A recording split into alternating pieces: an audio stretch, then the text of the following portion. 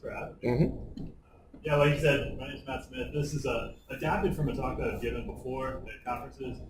It's geared more toward, I guess, an entry level, you'd say, to help people begin in just to bring security into their applications, but also to automate it. So kind of the idea that I come with ZAP attack proxy or ZAP is to help find the low-hanging fruit so that professional pen testers, when they come in, they don't have to spend all their time teaching devs like myself why it's important to protect against SQL injection. So I don't think ZAP is going to be the be-all, end-all to what we need, but I think it's a really great tool to help us understand some security, and it's just a lot of fun to use. Who doesn't like breaking stuff? Absolutely. I think I got an idea of where folks are coming from in their job, but how many have used the ZAP attack proxy or ZAP before? Okay, so a decent amount. Feel pretty comfortable with it, or kind of? Yeah, no? Okay. So probably won't go through all the slides because part of what I do is try to convince people that security is important, but if you're here at the OWASP group, I would hope you realize the importance of security. But what I would like to do is kind of walk through what I call the natural progression of a test. First, how to run a manual test with ZAP attack proxy or ZAP, and then start how to automate some of those tests, test for specific things at specific levels of authorization, authentication, and then even how to automate this all the way to using Jenkins and running security progression tests for ZAP. So I think you can do some cool stuff. How many have ZAP set up locally? Okay, great. Feel free, we can, if you have questions or we want to pause, we go through stuff. About half of what I usually do in an hour segment is just demo, and we can cut out some of the first me talking. I hope tonight can just be a lot of us trying stuff in chat, if folks are cool with that. One nice thing about this group is that we've got a good mix of people's skills. We can probably just share. I mean, everybody here probably knows one thing that no one else here knows that you've done before, you know? So we could do some sharing too, and I like to share. Yeah. So yeah, feel free if I miss something or don't mention something, you like, stop me. Also, if you can't hear me, whether it's from stuff going on or if I just start to trail off and get quiet, let me know. I've been told two things about when I speak. I've been told that I'm a soft-spoken person, I need to speak up. But I've also been told when I get loud, people ask me if I'm angry. So I don't know what it is. If I'm loud, I'm not upset. I guess that's just how I sound. You get excited. Yeah. But enough of that. This is the zapping security vulnerabilities in your development pipeline, which is just a fancy way of saying we're talking about the OWASP ZAP attack proxy and how to automate it. Just so you're not listening to some complete stranger, my name is Matt Smith. Like I said, I'm a full-stack Java dev working with Manifest Solutions here in Columbus, Ohio. I like it. That being said, I'm not a full-time pen tester. I'm just a hobbyist breaker of things. Why? Because someone's going to try to break our stuff, right? Think of little kids playing in a sandbox or at the beach. What do? They build their sandcastle. What's the very next thing they do? They knock it over. And if they don't, some other little kid wanders up and knocks it over for them. It's the same thing with adults. We're just balding, bearded kids, really. I resemble that remark. So the reality is, we're not working with sand, we're working with applications and our computers. So if we don't break it, someone else will. Why let them have all the fun? So, also, why use ZAP? I know there are a number of other tools. I prefer ZAP, one, because it helps bring security earlier in the process. Oftentimes, if you're working with whether it's web development or any type of development, it's so easy to get in the mindset of we have to meet our deadline, we get X number of tickets accomplished, do the tasks that have been asked of us, and then security is almost this afterthought. A couple weeks before the deadline, we ship it off to some security group, and they come back with all these things we missed, and then we have to hack them together, or worse, business decides it's not important and we'll fix it later. And later means never. So if we can catch these things as we're developing them, which ZAP helps us catch a lot of this low-hanging fruit, then we can actually fix them before they get into production. It also broadens the security understanding because just knowledge silos are terrible, and especially siloing the knowledge of security is even more terrible. So if more people have an understanding of what to look for, more things are likely to be found. Also, like I've said multiple times, it frees the pen testers to find the trickier things. I mean, who wants to spend their time just droning on about stop concatenating your user input? Yet another cross-site script. Right. It's like, come on, let's find some of these things so that then the pen testers have to work a little harder to find something, because no pen tester is going to want to come back saying, wow, your application looks great, because nobody writes perfect code. So let's make them find some tricky stuff that we're not going to find with that. So really, security saves money. Just tell business that and they'll love you. But why use ZAP as opposed to some other tool like Burp Suite?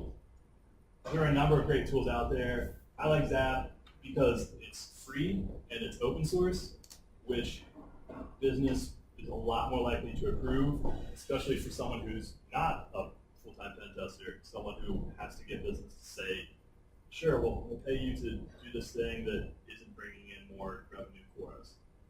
It's also a flagship OWASP product. It's a product that is pretty widely used and pretty widely cared for. But it's also pretty cross-platform. So whether you're Windows guy, Mac guy, Linux, whatever. So just to add to that flagship product story, it's actually developed and paid for by Mozilla. So Mozilla hired Simon to write ZAP and publish it for free. Yeah, so that's what he does. Simon, for a living, produces ZAP. Do you actually know Simon? I know him, yeah. He seems like a cool guy. I've never met him. He's a really great guy. How'd you meet Simon? I have this weird job where I travel all over the world and talk about AppSec, so he and I run into each other at a bunch of places. That's cool. Yeah, he seems like a great guy. I've listened to some of his stuff online. Cool. So let's jump into ZAP. What does it do? What we're going to be talking about tonight is not nearly everything that ZAP does. There's no way that we'd get through all of it in the couple hours that we have here. But some of the bread and butter ZAP tools, it allows us to spider our website, so you can give an entry point to the site, and it will actually hit that endpoint, get the response, and parse through the response looking for other endpoints that we can navigate to, and it just recursively does that, building up a site tree, and then can use that site tree to actively scan.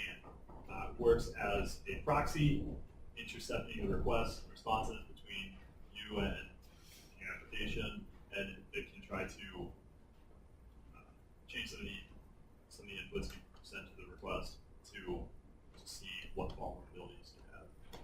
It also it can do that both passively and actively, and the difference is when you have ZAP proxying on a port and you're navigating to a site through that port, it's always scanning passively. And when it scans passively, it does not alter the requests being sent. So that means it's safe. You're not sending anything potentially malicious unless you are actually trying yourself to send something. But being a passive scan, it doesn't have the ability to find everything. There's some things that you just can't find unless you try to look for it. Well, OWASP. yeah, Yes, throw it in. On it is. So that's a passive scan. Like I said, it scans constantly. It's an always on, always intercepting, always checking, but it's not going to find everything. So what you really want to do is an active scan. Disclaimer though, I shouldn't have to say it, but I'm going to. Don't actively scan a site that you don't have written permission to scan, because as we'll see as we get through working with that, it finds some of these vulnerabilities by trying to exploit them. And so if you especially like if you tell it to search for a user creation page, you'll end up creating thousands of users just because it will try running the request test attack. And DBAs get a little upset if you mess with their production data. So don't do it. Binding those. What's that? It's a binding though. Right. If I can create 1,000 users, that's fine. It's true. But just for my personal safety, I'm telling you don't do it unless you have recommendations. But what we are going to do is test some intentionally vulnerable applications. There's the OWASP broken web apps that you can use, or I have one that my boss actually created for us to try stuff out on that I'm working on. It's called the Wordy Ninja blog. It's online if you want to use it. Do it as well. Wordy Ninja blog? Yeah, Wordy Ninja blog. It's a real small Grails. Yeah. But one of the cool things, I mean, you're going to end up with these huge applications, and you're probably not going to want to test the whole thing all the time. So ZAP allows us to test under different contexts, and that's something we'll jump into here shortly. You can test for specific vulnerabilities in specific areas of that specific application as specific users. So it's really flexible, and it's really easy to pinpoint what you want to look at. Also, it allows you to generate reports that, who doesn't love a good report, right? Everyone wants to know what it is you did, what you found, so that makes that really easy. Also, it allows us to automate the process. ZAP offers our GUI that we'll see here in a moment. You can also run it headlessly, and so you can even just, it offers a REST API, so you can even just hit these REST endpoints. You can just curl it from a terminal and just hit these calls. If you're using Jenkins at all, there's even a Jenkins plugin for ZAP that's really great. There are a number of scripting libraries as well. I think in Java, Python, Ruby, are there others? I think those are the official ones. And plugin hack. Okay, yeah, plugin hack. You can drive it with Firefox. Yeah. Plugin hack, yeah. Because Simon works with Mozilla, he made it so that you can run it from Firefox. You can go visit the site in Firefox and tell ZAP to do stuff. That's cool. Inside. So,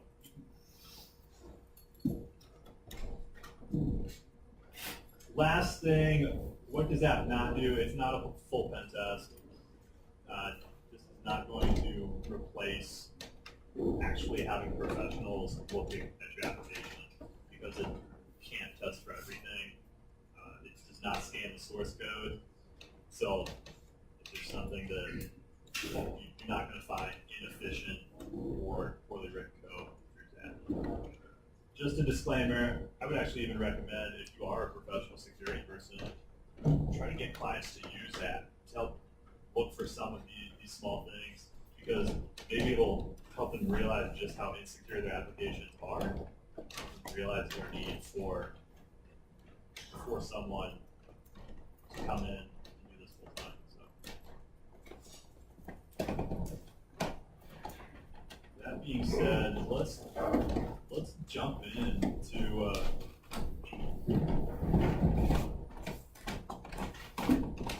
let's jump in. What's that? Is that next one? So this is that when you first start it up, it's going to look like this. We can just go to the basic UI real briefly. On the top left here, you'll see this builds up your contacts, your site tree. So I have this is the Wordy Ninja blog.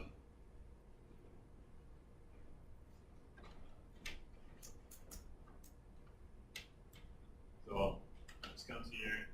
You can see on the left, any place you navigate to in the site, it picks up that request and it reports it. So go to the login page, it recognizes the login request. Here's that page. Also at the bottom, there's a straight history of all the requests that it has recorded. It gives you some information information about that. Do you folks see that? So are you pointing your browser at ZAP? Yeah, that's a great question. So I'll show you how to set it up. Are you trying to set it up? I was just curious how you got that traffic. Yeah. Yeah, so that's a great question. So what happens, ZAP works as a proxy. So you tell it to listen on a specific port, and then if you proxy your browser through that port. So here in ZAP, you go to the options.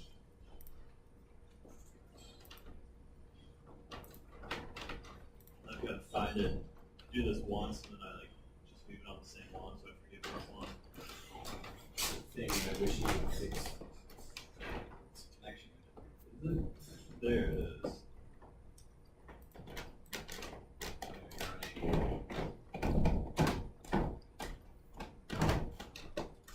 Alright, so no, 'cause I'm on 8081.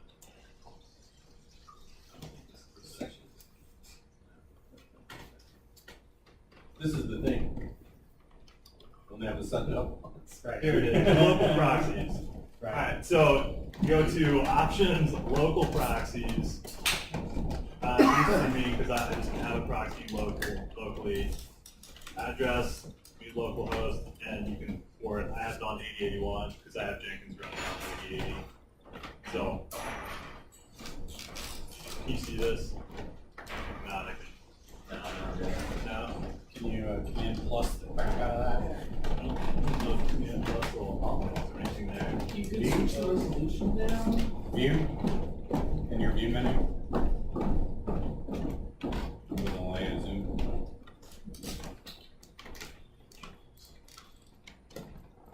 Is there a magnifier tool? Yeah, I mean, I can do this. You guys want to? I didn't bring that. You guys want to sit up here? You want? Oh, I'm looking for where's that? Where's that keychain? Where do I look? Jeez. Is it a Wi-Fi password? Bill has it. Oh, Bill has it. Wait till Bill. Columbus IF 421. Columbus IF 421. Is it capital C? It's all lowercase. It is all over there. Yes, not see anywhere to change. So basically, you're man in the middle of traffic from the browser into ZAP. Yep. That's the attack. Yeah. Okay. So ZAP will record every request that it finds in response, and passively it just records it and passes it right through as is. Does no change, and it's doing that all the time as long as you're using a browser that's proxied through that port that ZAP's running on. Can you use the launch browser button on the bottom there on the main screen? Yeah, that This one. one? Yeah, I just saw it. Maybe. That's interesting. I have not tried Launchpad. It says, Speaking of that, that reminds me, I don't know if you use this, but I found a really handy Chrome extension called Foxy Proxy. I don't know if you guys have heard of that, but it makes it really easy to toggle on and off the proxy without having to go in the settings all the time, click a bunch of buttons. You just configure Foxy Proxy so that it knows when you're trying to target an app one time. That's interesting. I have not used Maybe Launchpad. you're- No, I use Linux. When you use it, it makes it seamless to use the browser and Foxy. It just knows, you just configure it to what browsers, what URLs to look for. That's cool. Yeah, no, I just use Firefox and go to the preferences. Right, so you have to do that every time, right? Oh, yeah. You use Foxy Proxy, you don't have, you set it up once Yeah. and it sees it right away. That's nice.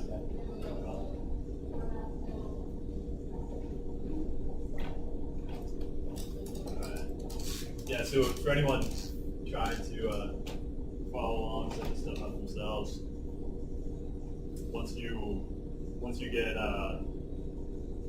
ZAP, local proxy, set up to run on a port, proxy your browser through that port, then you'll, yeah. on that active scan thing yet, to where you go to the URL, the web page, you actually see the sites on the bottom. You have sites on the bottom there, right, because you went to that site, right? Yeah. So how do you turn that on? I don't know if it's just persisting the session, I don't know what it is. How do you turn that on? How do you, close the app, which I already have installed, how do you turn that on so I can see the sites that I actually go to? Okay. Do you have that running now? Yeah. All right. Do you have your browser pointed at it? Yeah. So if you click on this gear icon at the top left, Yeah. and then go to local proxies.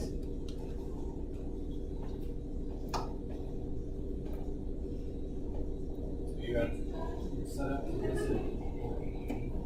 You now need to go to your browser settings. A browser. And you're going to tell it that it has a proxy. Alright, so Foxy proxy, you wouldn't have to do this every time. Yeah. You just configure Foxy proxy, say every time there's a request for localhost 8088 or whatever 81, it knows to redirect the proxy. You said that's a Yeah, I think it's an extension for every Just go to browser. add-ons. Is this Firefox? It is. Just go to add-ons, and you can add it, and it takes like 5 seconds. Go to add-ons, is there developers? Right there. Click on, see add-ons and stuff. And then search for Foxy Proxy.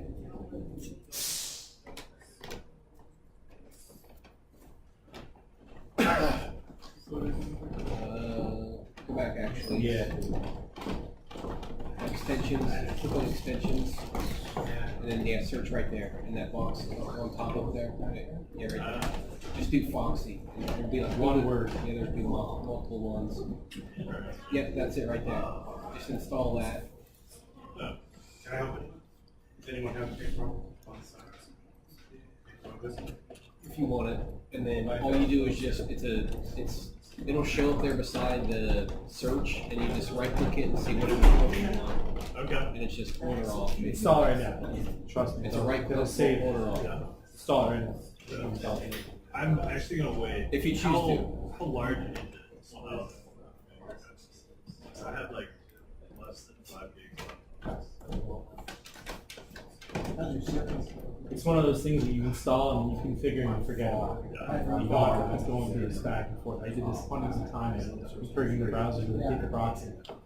So Bill told me about that. I loved everything about it. That's cool. Yeah, I've heard about Foxy. Very helpful. Oh, yeah, and but right, while we're on break time, while we're on jump time for just a second here, there's pizza. So let's break and eat and come back and then do more action. Actually, load it. I see somebody with juice shop up. Do you know about juice shop? Juice shop? Oh, good. I do You're not. one of today's 10,000. What is this? I will show you. So wow, you get pizza too. Yes. But right now, real quick, open a browser. Oh, that is a browser. And you know, I own 2 bags. I just don't know the OS anymore. And search for OWASP Juice Shop. Okay, and you'll get a. I'm digging juice shop. Okay, so click on the Juice Shop. It's a. Okay, go find the link to the GitHub. There it is right there, second. Yep. Do you happen to have a Heroku account? I do not. Okay, well, if you want to make one, I can also give you my URL. Scroll on down. There is a link. Scroll a little bit more. See that purple link right there? That will deploy directly to Heroku. So you can make your own free instance of a Angular. Is it Angular? It's Angular. Angular-based node on the back end. Purposefully vulnerable, gamified web application. So it keeps score and lets you know, like, there's a score sheet and stuff. And I have an instance of that I use for training that I can give you the URL for. But it is another great way to show people that don't want to set up the VM and everything. Because I have the same thing, I'm training and cover my nets, and they're all Macs. So setting up the VM and the networking on Macs is nice. I mean, the only person I've seen do it accurately is what's his name who left? Jason, not Jason.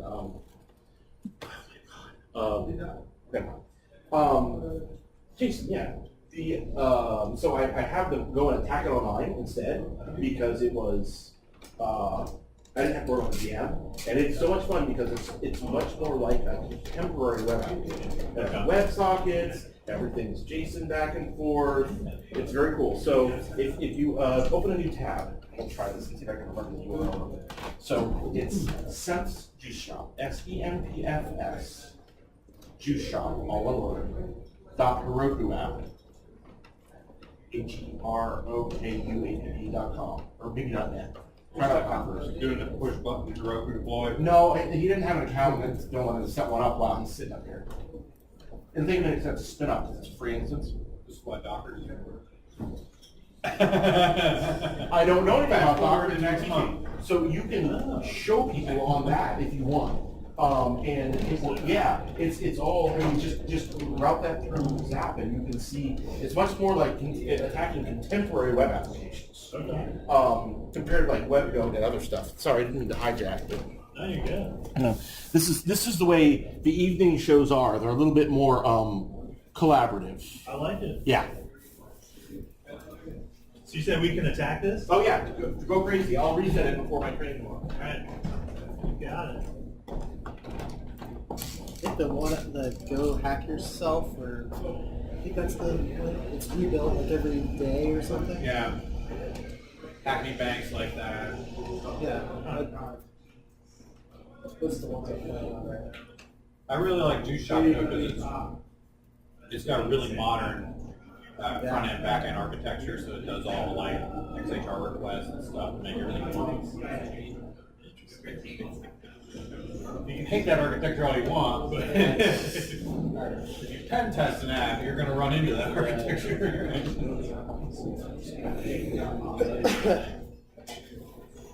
Yeah, that little link on the ZAP.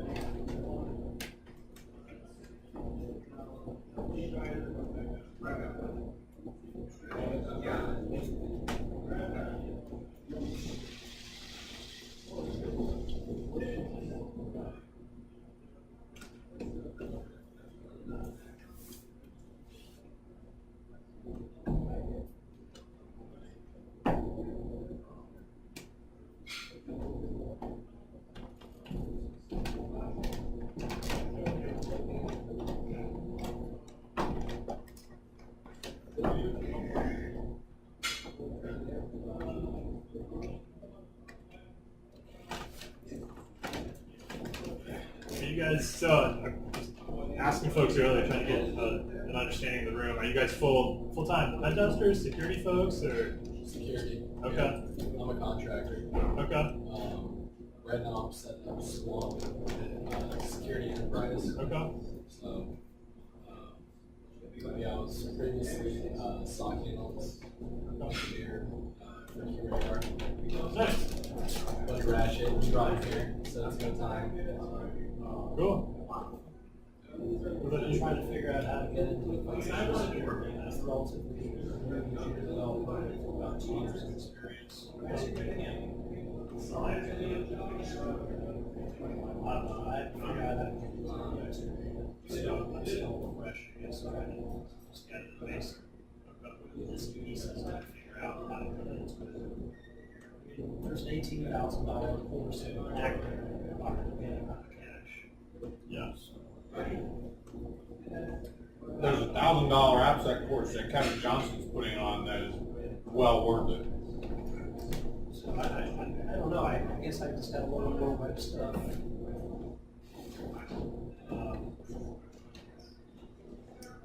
I have no idea. That's fair. I don't know, I have some ideas, but I'm just learning some courses and basic concepts. It comes to I don't know how to make it. Get pizza. Okay. And we just take a break and come back. We'll talk more in a minute. And I'll shoo everybody back in here and but get a little bit of pizza to eat.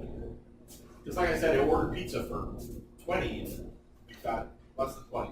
But you guys are eating pretty well, so We'll take care of it. I can start nailing it pretty well. Yeah, you'll somehow. Yeah. You're not good. I'm you know what? I always worry, and then it always works out fine, and I don't know what my problem is. What can I say? It's like USB superposition. Pizza always fills up the amount of people that you have. Yeah. It's no matter the amount of people and the amount of pizza. Yeah. No matter how many times you try USB plug, it takes 3 attempts.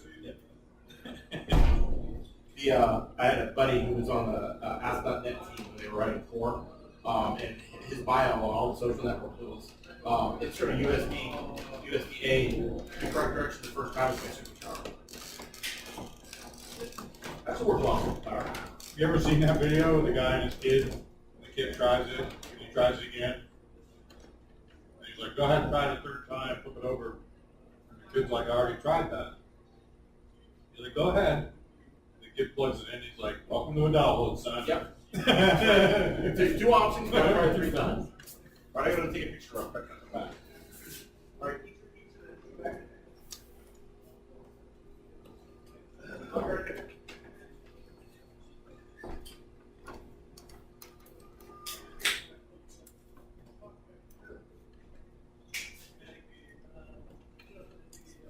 You said you're a developer. Yeah. We're here in town, you said? Yeah, it's nationwide. Okay. I know a few folks that work over nationwide. Yeah, there's a couple of us. Yeah. So I'm doing node development. Okay. Do you like it there? I do. It's a good company to work for. It's a relatively, at least for my team, laid back environment.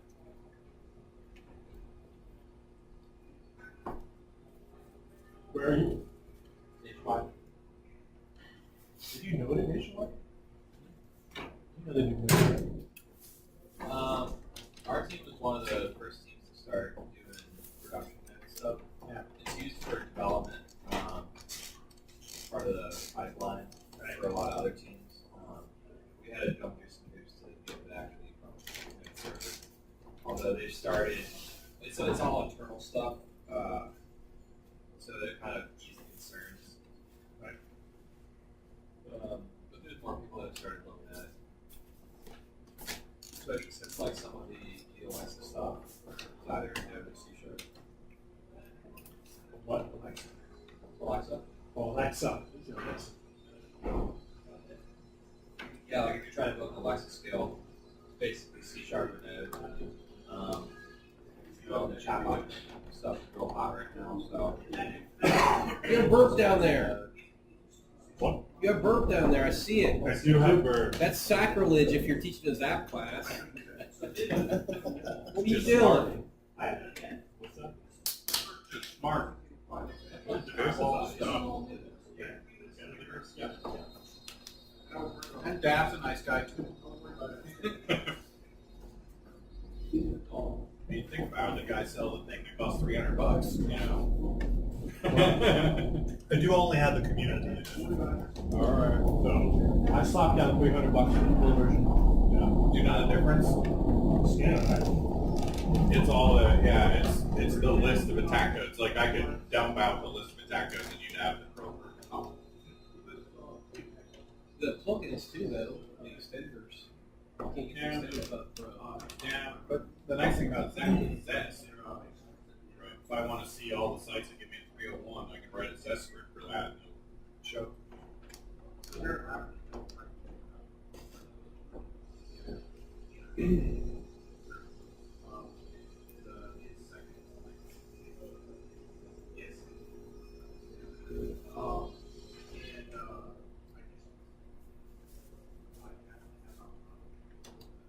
You ever run your phone through it?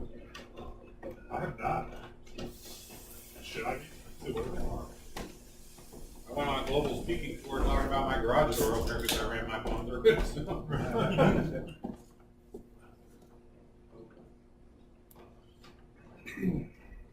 It's just that you do a lot of traveling. You do like a lot of speaking, or no?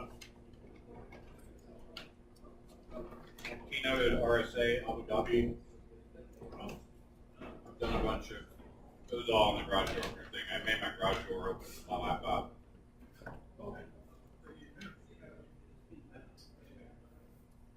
You should have API development. Nah, I want someone else to do it, man. But I want to be involved. It's fun. Yeah,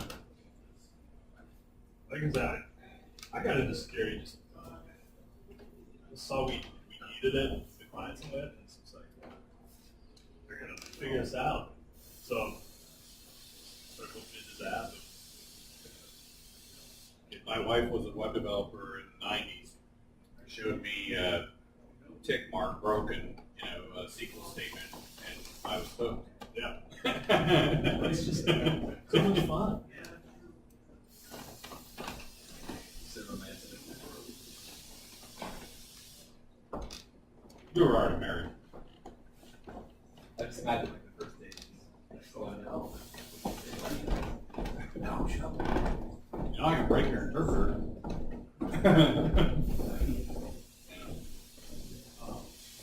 No, she was complaining about a guy named Bob O'Neill. He signed up for the app, but it crashed. He had apostrophe in the name.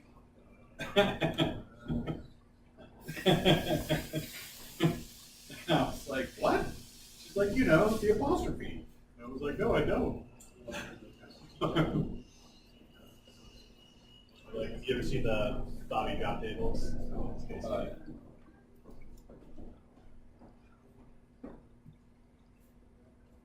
I hope you learn to sanitize your database.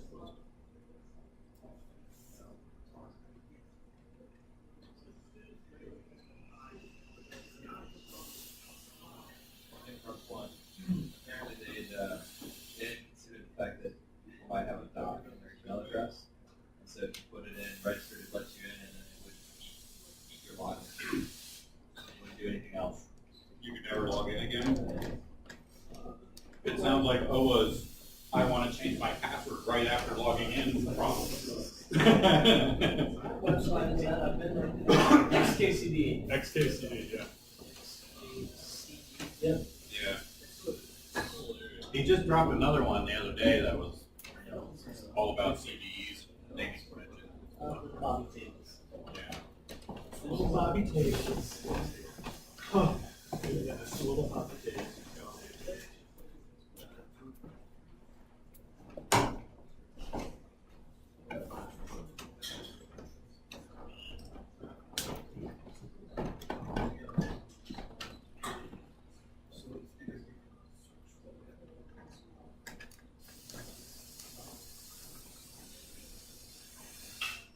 All right, we're back.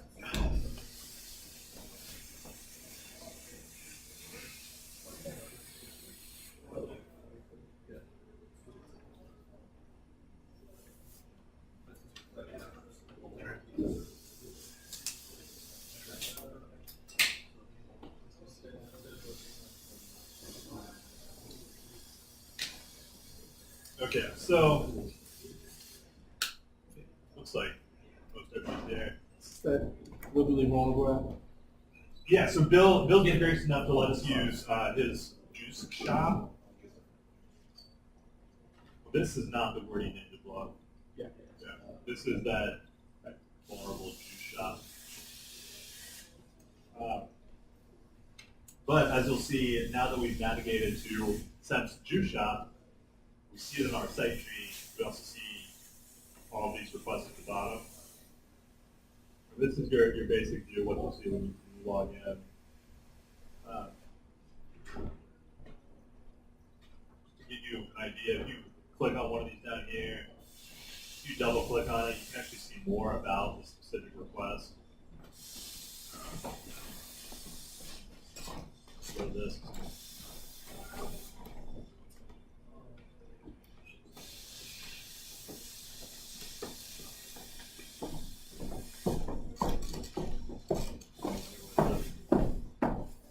Yeah, you'll notice you can get information about the specific request if you're in it.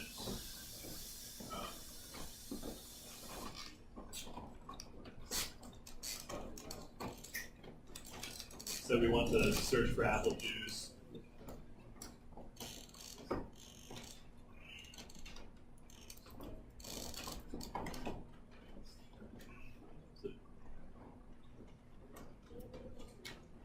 Yeah.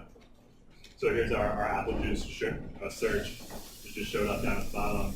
Double click. At all, man, it's like, Can't see it at all. There you go. I don't. Zoom in. Yeah. So down at the bottom, if you double click on the request, you can view more up at the top. It'll tell you more about the request information. You can view the response to it as well. But what you're really going to want to do is just attack the application. If you're just starting up and you want to see the basic application or just a basic scan,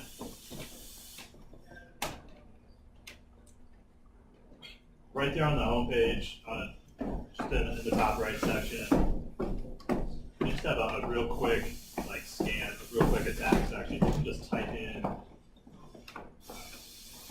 This is where I have a working ninja blog. You just type in a starting URL, hit attack. It starts off spidering from that URL to build up a site tree, and then you see it as it goes through.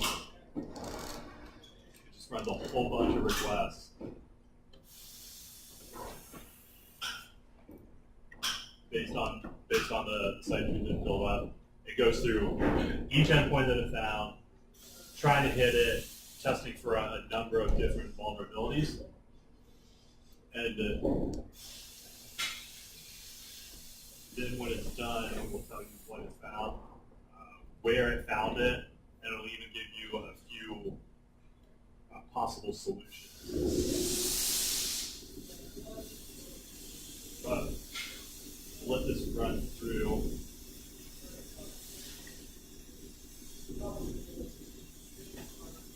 Where did you launch that?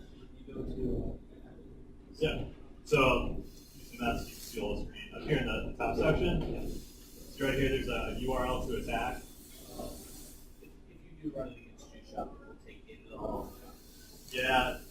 I figure that's why I want to against my local or the working in the blog. It'll poke at all the node stuff. Yeah. But you see here, down at the bottom, once it finishes, it gives you a brief report, a brief overview of what it found. Tells you the relative severity of the issue.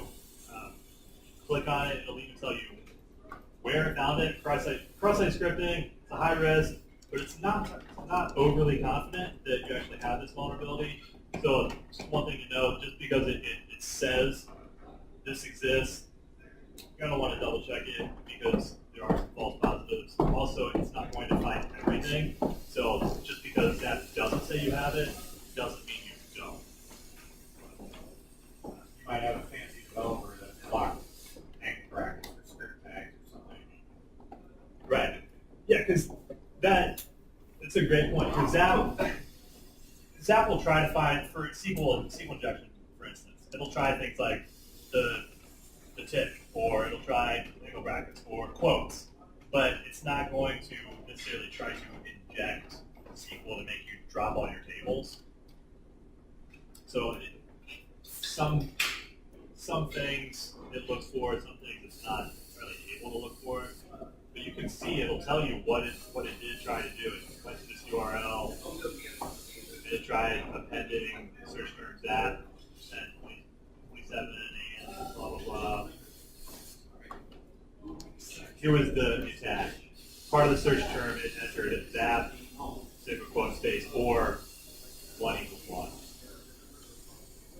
And the reason that why it's relatively confident that you have SQL injection is in the response, we can do that behind it.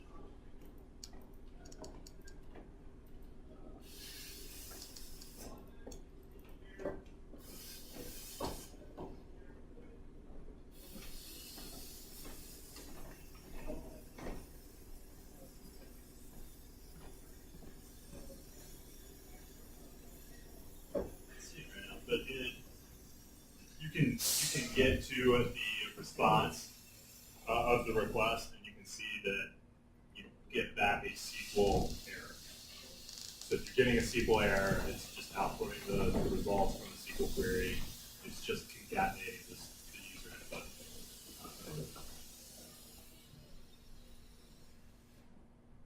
So it really is that easy to run a scan. You just put in the URL, hit start, and it'll go. Yeah. Just out of curiosity, how long does these things take? Mine's still scanning at 35,000, 2%. Are you running against the Steps Juice shop? Just like those. What do you have running on local SVD? Yeah, it happens. So, It's just hitting ZAP problem. If you're listening for yourself, it's scanning itself, I guess. yeah, That's well, it vertically telling you bad request, bad request, bad request. There's no server listening there, I thought. But if you were going against the server, the answer to your question is depends on how many dynamic pages there are built. If it builds, constantly builds dynamic pages, then it's going to go forever. And then you just take a sample set of that. Yeah. But it also brings up a great point, because oftentimes like an actual production server is going to be, production application is going to be much larger than this little test coordinated log. So you're going to want to be able to shrink your context and just test specific areas of your application. And ZAP allows us to do that. On the left here, you'll see it built up the site tree. When you're on the site tree, if you find a specific request that you want to just focus on this request or on several, ZAP allows you to, let's say we have a search here. You can right-click the request, click Include in Context. If you do a new context, you can build up a context, and the way ZAP allows you to determine what to test and what not to, you can build up a set of regular expressions, both to what to include in your context, and then if you want to exclude some subset of that, you can have regular expressions to exclude that. And so it just allows you to build a series of endpoints to hit, and then your scan is going to take a whole lot less time, because it doesn't have to scan everything. So let's say we do that. Let's say we want to build up a context. We only want to test this search endpoint.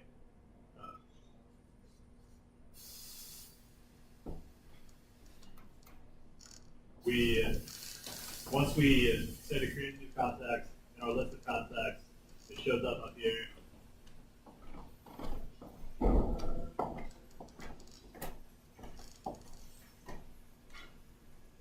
Then instead of just quick starting a scan, down at the bottom section there's an active scan section. Click New Scan, and you can tell it, you can select that specific context to run from.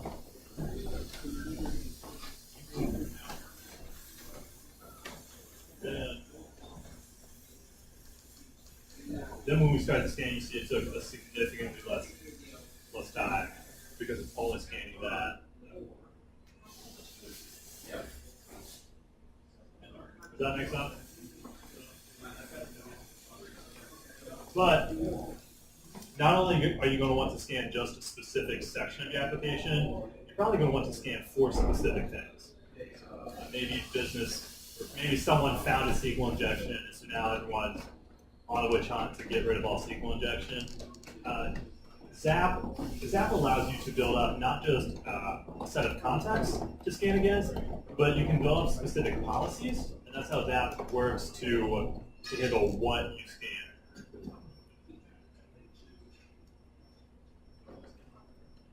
When you build a policy, at the top, you go to Scan Policy Manager.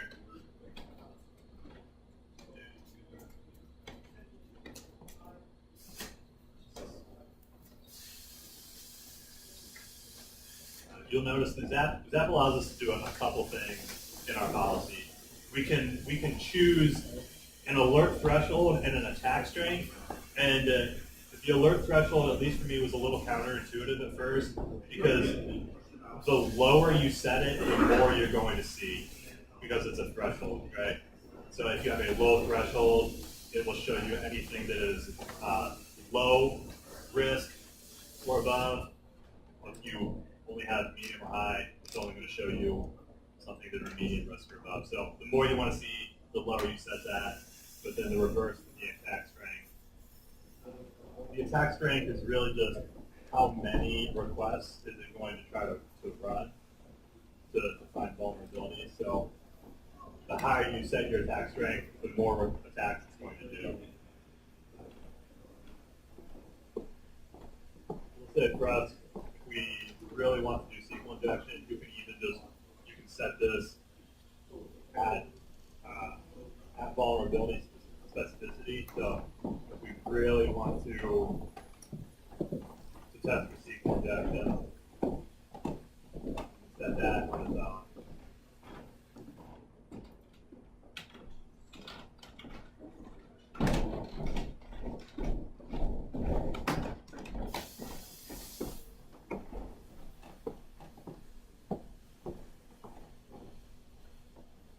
Then really just select your policy.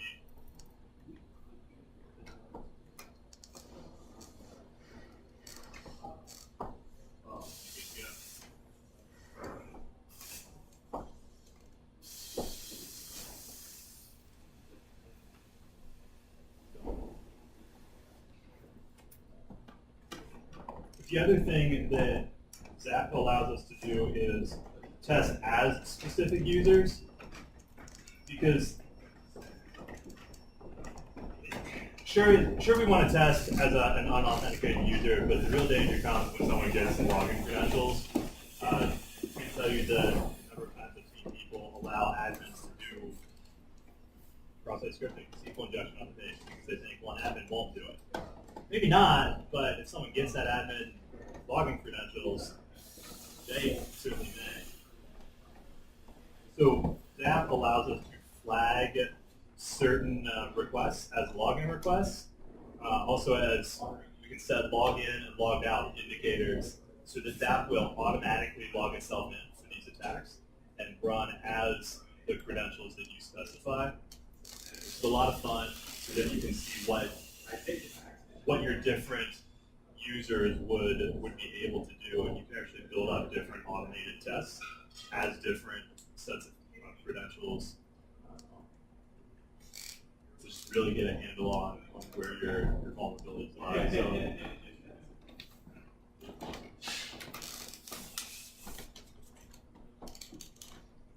So I just logged in. Now if I go back to ZAP,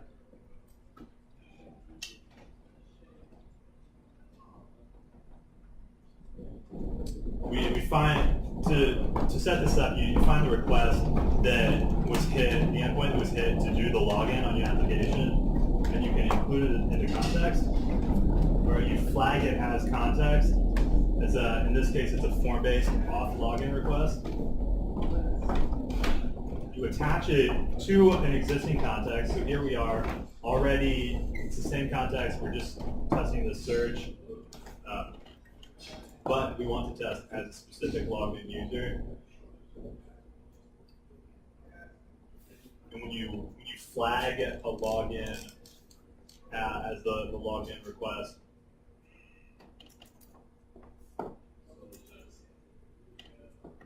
you can actually just tell it what credentials you want to give. So on this app, it's admin 1, 2, 3, 4. tell it what's the element, what's the ID of the username and the password field on the request. And then it will log you in to run these tests.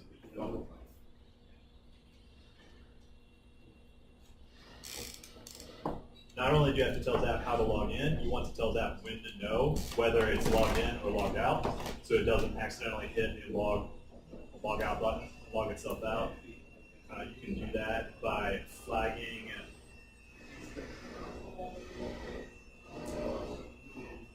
all authentication. You just build a regular expression down at the bottom to tell it if you find this in the response, you know you're logged in. Or if you find this in the response, you know you're logged out. For example, typically if there's a login button, you're logged out. If there's a log out button, you're logged in. So if you add a regular expression for that, say find this in the HTML response, don't click on it, don't log yourself out.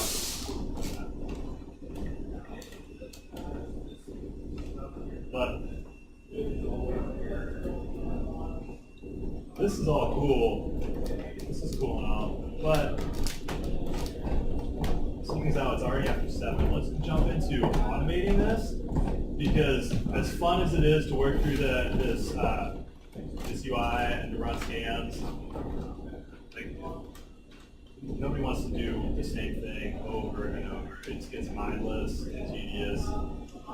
ZAP allows us to pretty easily automate a lot of these tests, which just frees us up to do more stuff.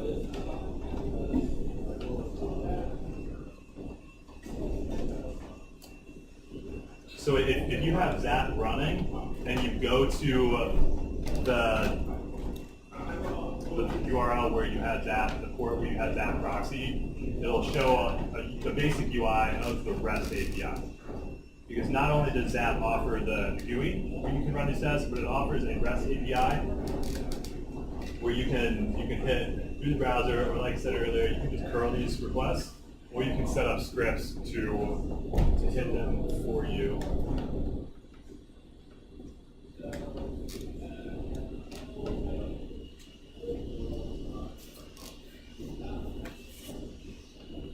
And note that you can't do everything through the REST API that you can do through the GUI, but you can do real close to it.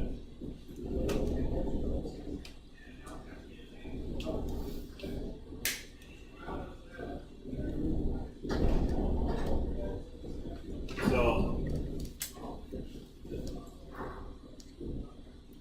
the way it works, if you want to familiarize yourself with the API, it does offer this UI, like I said, through the browser. Just go to the Prometheus localhost port 8081. It'll open up. You can click through and navigate to find the different requests. There are a list of these requests online too, but just to show you how simple it is. So you're saying this is the API that you can write programs to hit? Yeah. Okay. Yeah. So ZAP offers a REST API, and it just exposes it through the browser as well. So is Burp off of this? Yeah. Not sure.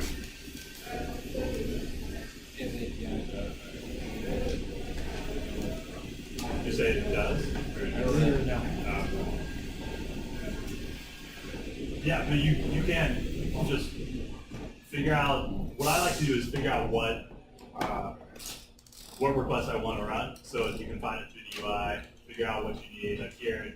So that's a RESTful API that you can hit that will run the scans running in ZAP. Yeah. So here.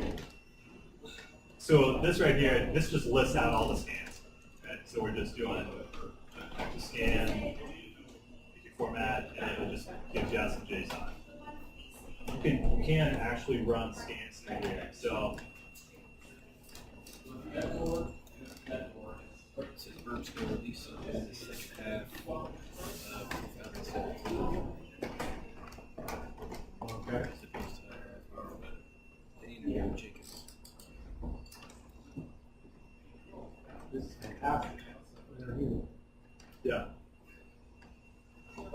And you can scan. So you can scan, just like in the UI, you can set a policy, you can scan at specific users, you can even save your sessions and use them later. So often what I like to do is build up a session through the UI, especially if you have manual testers. Like if you have a QA team that's manually navigating through the site, doing some exploratory testing, proxy ZAP while they're doing their exploratory testing, and it'll build up this great suite of here are all the sites that a user would typically hit. You can save that as a context, save even the user credentials that they were using, and set it all up as this persistent session. And then you can load that into your script, or in Jenkins, you can just load that user. And it works really well for like regression testing, because sometimes people come in and break our view of the users. And if we have a regression test, we can see wasn't us. But, so just to show you, let's say we want to go to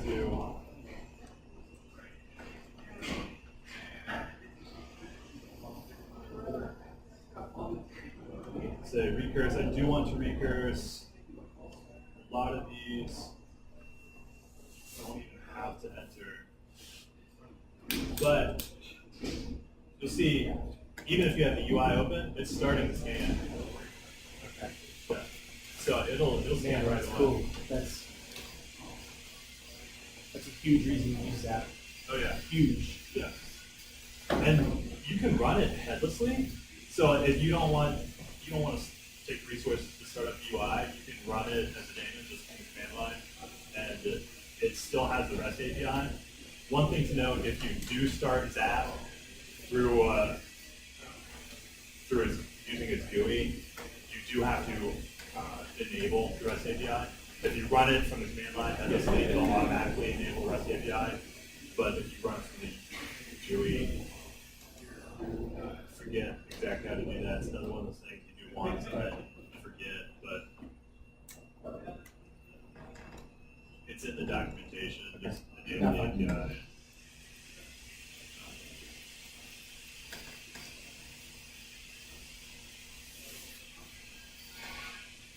But just to show you, here's the API. Let's make sure that the scan is finished. This should work. Fingers crossed. You can just curl the endpoint too. So you can just build up curl statements. Hit the endpoint. What did I miss?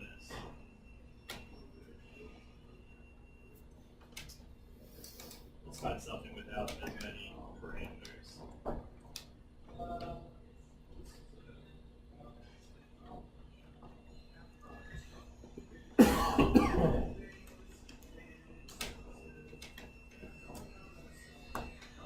Yeah. If you build up the request as expected, you can just curl, hit the endpoint that you want with the right statement, and it'll just give you JSON back as a result. And there's even an endpoint to check the progress of scans in progress, scan progress. So when you start a scan, each scan gets an ID, and then in theory have multiple scans happening at the same time. So Did you have to enable something to get to this, or just by default this is enabled? you do have to enable the REST API. There's an API if you go to options. It says mine's enabled, but I can't get to it. Under options, there's API. Preferences. ZAP preferences. And then up a little bit, up. Right there, about 6 down. Yeah, so it's marked enabled. Do you have anything else below there, like disable API keys? You have to disable the API key. Oh, okay.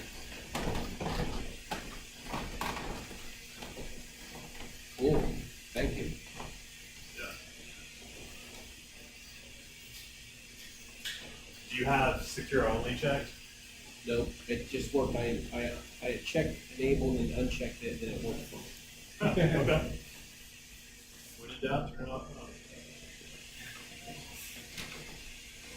Yeah, you can get to the UI, and like I said, I like to just go to the UI, and you can figure out what requests you want to do. Take note of those, and you can build out the suite of scripts that you want to run. And you can there are, like I mentioned earlier, there are scripts.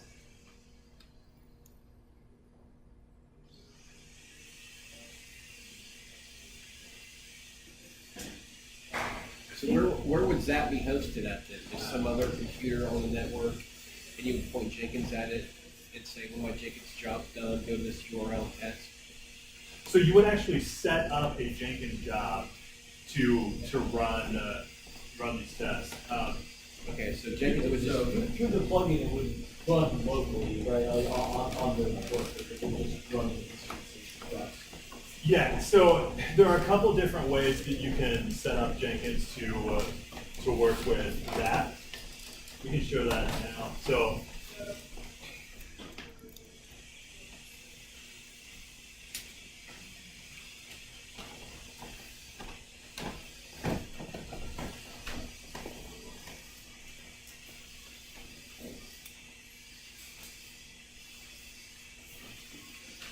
I just have Jenkins running locally, so a bunch of stuff is out of date and on bad versions or whatever. Happen to coincidentally have Jenkins running locally.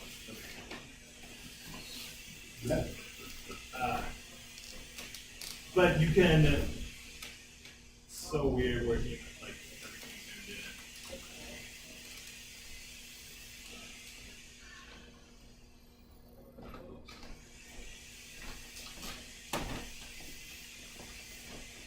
Yeah, so like I mentioned, Jenkins has a ZAP plugin.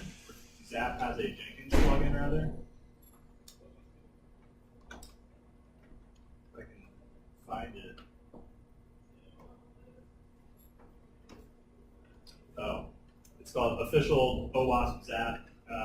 There is an outdated version, so make sure that you get the official OWASP ZAP. Also, one thing I ran into with clients is make sure your Jenkins is up to date after prior to a certain version. I forget what it is. The plugin doesn't function. So it really is as simple as you install the plugin into Jenkins. You can have ZAP running from your Jenkins. You can install ZAP into Jenkins. You can have ZAP installed elsewhere and just tell Jenkins, go use ZAP, located here. One thing I will say that took me way longer than it should have to figure out, all the documentation on how to install ZAP and get it running with Jenkins, if they don't have spaces in their file paths, in their path names, and they say this should be fine, it's not, it doesn't work.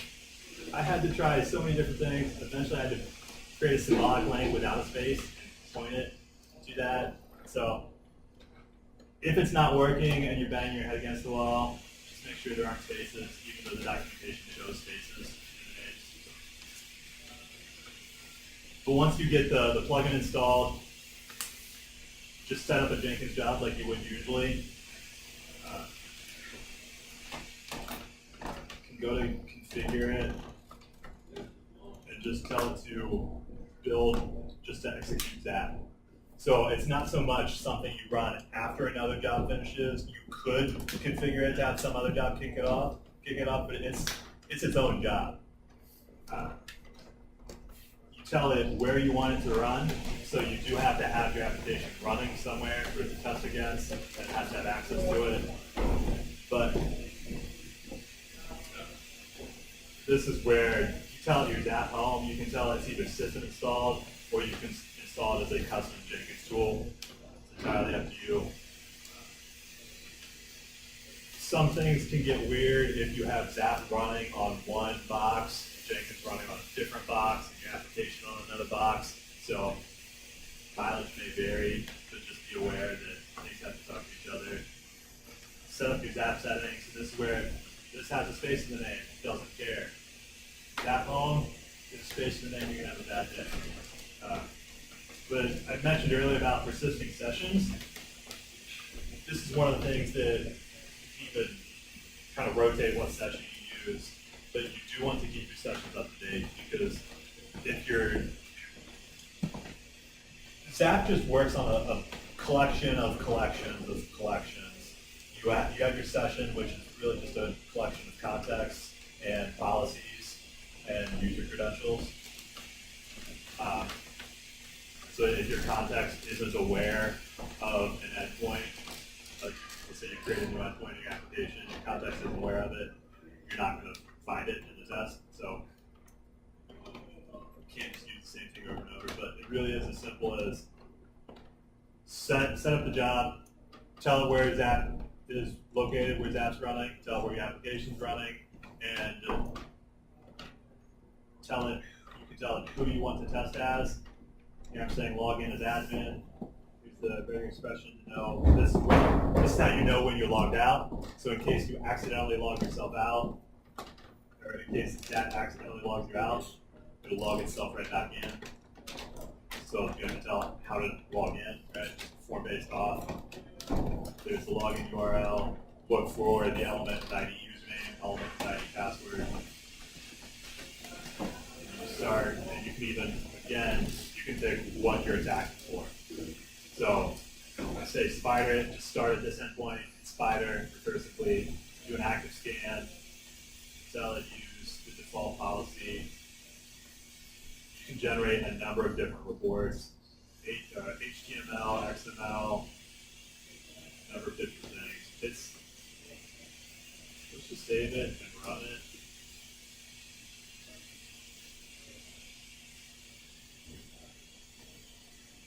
Watch it run. That's fun. So then, let's walk you through kind of what's happening. ZAP's going to log in, get the connection going, start at that URL, and pretty much do just like what it does from the UI. Told it to run a spider scan, so it's going to spider through, starting at the endpoint we gave it, recursively checking each response to see for new endpoints that it can hit, check the response to those endpoints until it builds up its full site tree. And then it just sends a bunch of requests to each endpoint.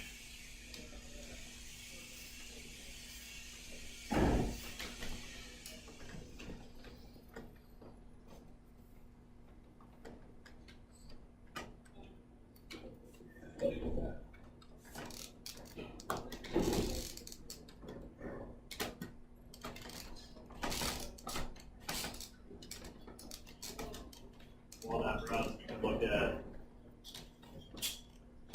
one of the reports.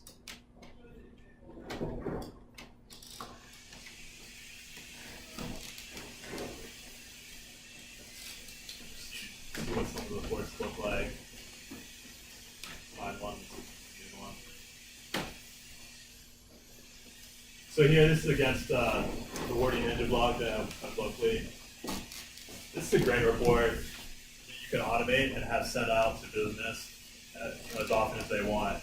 They can just run this job, and you can set it up to just email this report to them when they're done, so that they can see on demand how secure is the application right now. Now we're running against dev builds, so again, we bring that security earlier in the dev process, so that how frustrating is it to have someone come to you about a feature you built 6 months later, hey, this thing's not working. I don't even remember what it was. Like, I've been through so many other things since then. So if you can find it as you're coding, you can even have ZAP running locally. If you've got the app running locally, proxy it through ZAP, and just run your security tests literally as you're coding. And so it's just so much faster to find it. Yeah, or people you can only locally get, like request spawn speed or a like progression speed or locally like or better yet, all those fun cucumber tests that somebody wrote for you. Assuming the steps don't break while you're running it. Exactly, and that's the thing. You can use a lot of your existing acceptance tests like that. Like if you've got cucumber tests, you can have those run on a port that ZAP's proxying on, and ZAP will build up that session, and you can just turn those straight into regression security tests. So it's really useful. And then it builds this HTML report that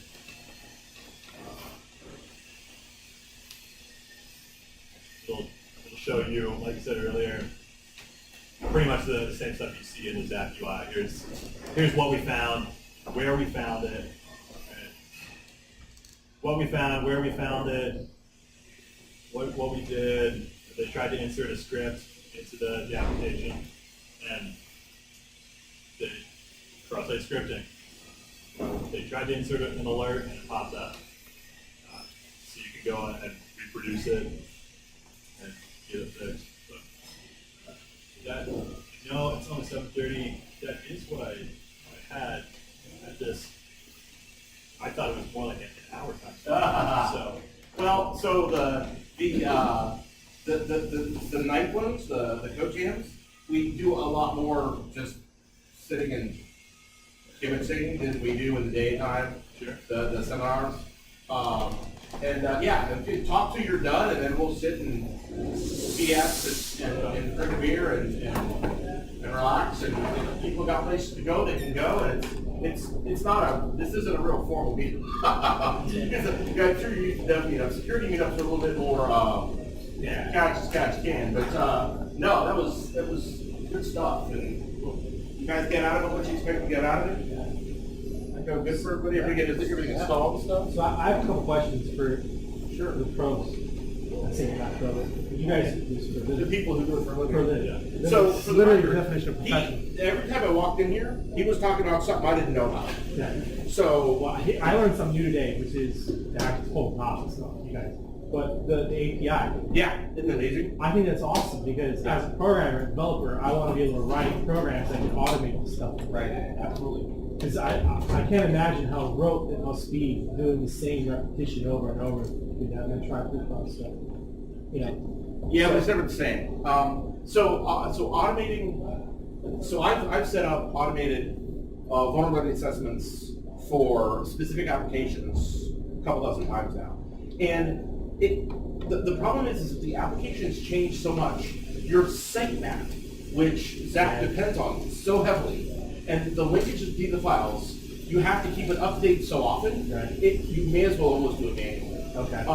But there are some things like particularly vulnerable areas, like your authentication scheme, your authorization scheme, file upload, stuff like that. That's where I find it really useful. To automate, yeah. Just to make sure, because those are such high-risk areas. But how do you automate it in Burp Suite, for example? You don't. That's the benefit of ZAP. Work doesn't have an API. Right. ZAP does. You've got to write a plugin to do it, and even then, you've got to, it doesn't run headless, but ZAP runs headless. And if you learn Zest, you're rocking. That's Zest. Zest is a scripting language that runs against. We've done a jam on Zest. We did do a meetup on Zest once, yes. That was When was that? Oh, it was Wow. It was a couple of years back. We'll do another one. So have you played with Zest at all? I have not worked with that. So it's like JavaScript, JSON kind of. It's almost more like a configuration language, and there's some cool stuff you could do. Scripting language is part of ZAP. Yes, that would be a good way to put it. Yes. So like if you want to know, like I'm just going to browse the web, running through ZAP, do whatever it is that I want, but I want ZAP to tell me every time I get a 301 code, or every time I encounter this object, right, tell me. So, and Zest will write all the stuff out so that you can go, oh, okay, here's my, if I'm looking for login pages, here are all the login pages for all the different apps I just. While I'm spidering, tell me if I see a Java serialized object. So for you, you know about the serialization buttons, right? Right. So that's a big deal. So then you run ZAP headless using the APIs he just showed you in Jenkins, and you have a Zest script that's looking for those serialized objects. So if the developer has slipped a little bit of something in there to move a session when it gets hard, and they didn't want to, respawn something on the server, and it gets passed through, then Zest will catch it and throw it in the targets, throw it in the findings. Yeah, this is awesome. Really glad very to show good. this part. Yes. Speaker Gift, thank you very much for coming out and talking. Thank you. I appreciate it. If you're not familiar with lockpicking, come to the lockpicking meetup, we'll teach you. If you are, then you've got more lockpicks. No, I actually wanted to go to your thing at Code Match on lockpicking, but I missed it. Everybody does. It's funny, there's 3,000 people there. I teach about 30 people a year. And then I have about 150 people afterwards tell me, when was that? It was on the board. I was like, right there. It was probably during something you were interested in. Yeah, well, that's the problem, is there's only so much time, there's so much going on. Right. And this year the after party was staff only, which is unusual. Normally it's everybody. And I show up and I set up on my locks and I'm looking around and everybody's got a staff hoodie on.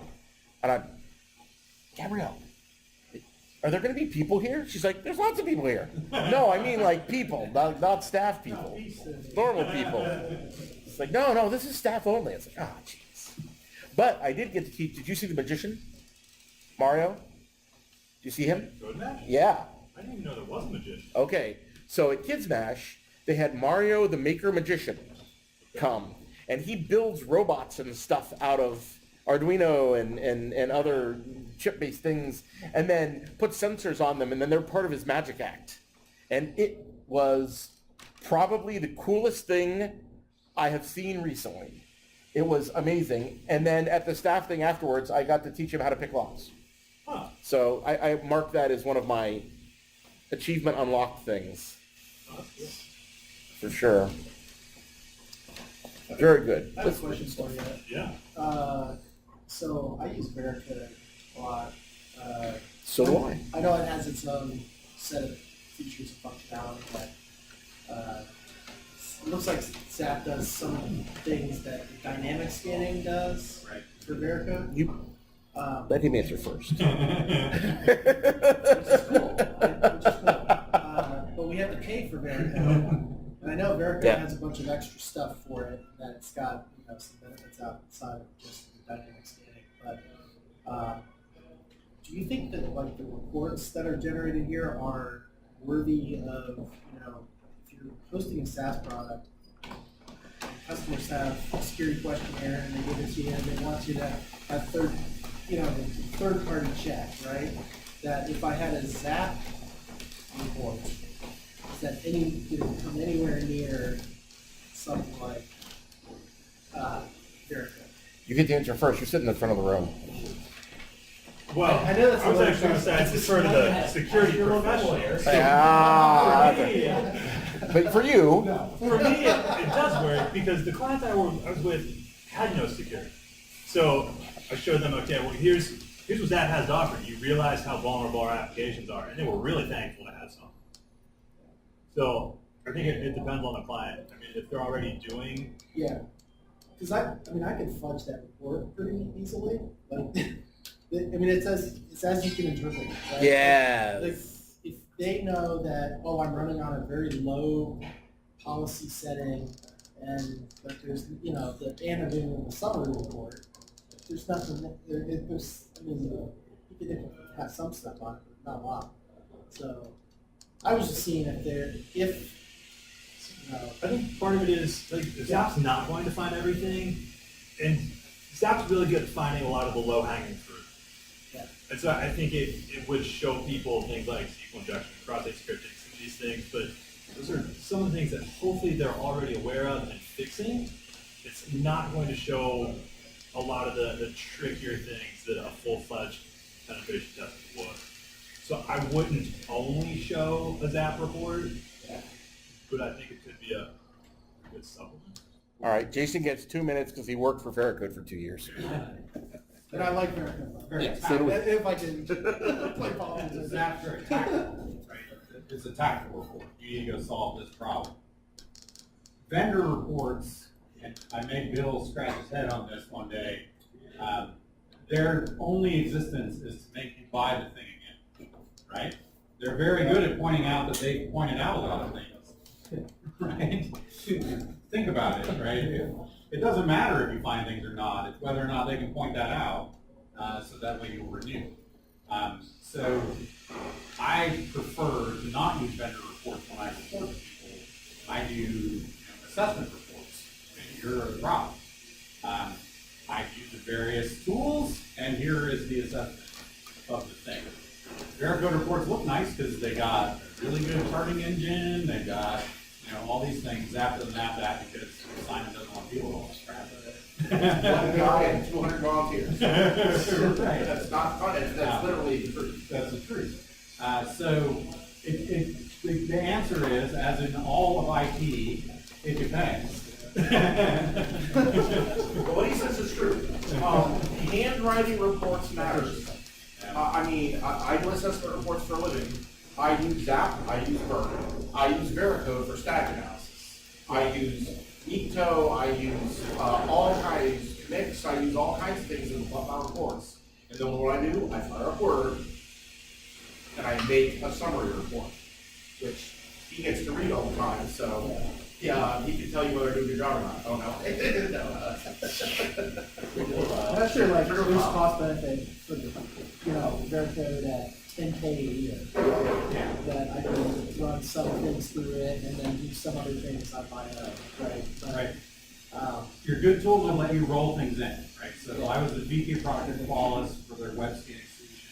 You can stick burp reports in there, so that way you can parse out your burp report and your automator. You're a quality, not fair. I was at both. You're a quality. I'm a vendor whore. But and in the same breath will tell you I hate vendors, right? So, but it really depends on what does the client output need. Do they need to see a clean, summary?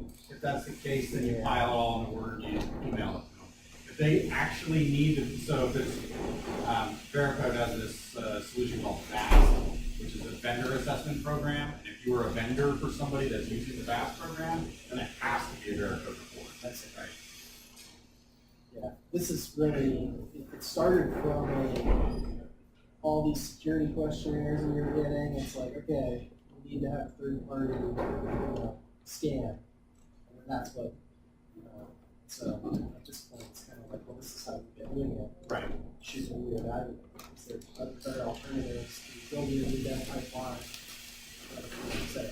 So, Yeah, and this outputs a nice enough report, and especially if you can just scrape it. I don't remember if it's, I think there's XML output of this. Yeah. Build a report template that reads that XML and then Yeah. step away, so you don't have to worry about it. yeah. But, and I also, I haven't been in security very long, and I've been most of my career. I'm just curious at how much of like third-party scan, how much does that work? Is it somebody that's evaluated? Third party you bought, I suddenly discount that third party. Right. Right? Like I say, it depends.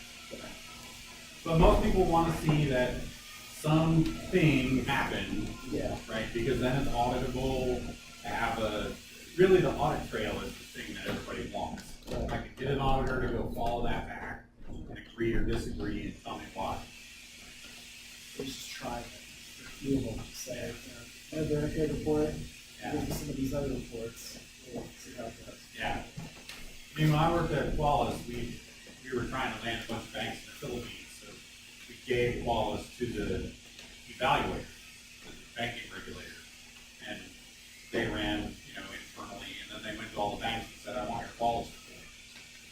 This is all I know how to read. And I want to throw one other thing in real quick. Veracode hasn't, so ZAP is for dynamic analysis. It's to look at a running application. Veracode is primarily for static analysis. It has a dynamic engine, but it's only, it's not bad. It's not bad? Okay. So Ratchet runs it for a living, along with the 45 other things it does. Absolutely. So, but the static tool is extraordinary. Binary analysis tool. It's See, very. and with I wasn't sure if the static tool was like, oh, I want something. Oh, out there. well, and And that's, the dynamic is where it was all. no. I get It is, it was a static analysis tool first. And it's cool because it does the binary analysis. Yeah. If you're compiled, like if you're in, what's your platform? Okay, so you'll take your IL, right? You'll take your compiled DLLs and analyze them, analyze the IL, which is even way better than looking at the C# code, because then the compiler will compress together like your database code. So if you've got a method over here that looks like it's not validating inputs, but really you're validating them here, a normal static analysis engine like IBM AppScan, or not AppScan, whatever IBM static tool is, would flag you over here, but you check you over here. But Veracode realizes you got it because the compiler moves them together. I mean, I've run it at a client of mine that somebody here happens to work for, and it's been really good. We call it taint flow analysis. Yes, that's what they call it, which is Taint the unfortunate. data in the beginning, did it get validated somewhere? Yep. Yeah, taint flow analysis. Erica will do binary and source code. It doesn't do source. It doesn't do, it's static analysis, it doesn't ever do source code. Actually, it does. Binary. It does now. It does now. It's binary analysis. I mean, like, yeah, you can hook it up to your IDE, and you can upload extended. So that's called Project Greenlight. Yep, When you start to type things in, it says, I see you're asking for input, and it starts to And highlight. Clippy shows up. It looks like you're calculating SQL code. When you're looking to burn down your building. Oh my God. Matt, thank you very much. Hey, thank This you. is